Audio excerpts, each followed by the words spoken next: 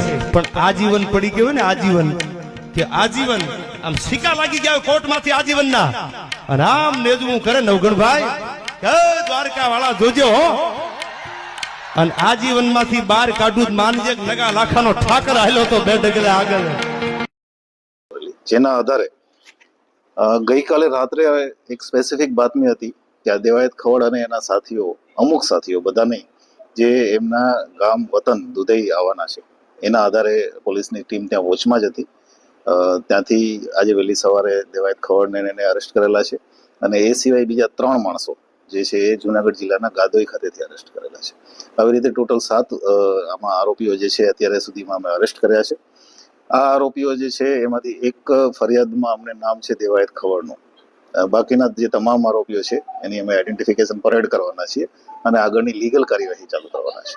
સાહેબ, આ કાવતરું કરવાનું મુખ્ય કારણ કઈ સામે આવ્યું છે કે નહીં? કઈ રીતે કર્યું હતું ને કોની ફરિયાદના આધારે કેટલા લોકો ઇજાગ્રસ્ત? અમારી પાસે જે ફરિયાદ આવી છે એમાં એક વ્યક્તિ ઇજાગ્રસ્ત છે અને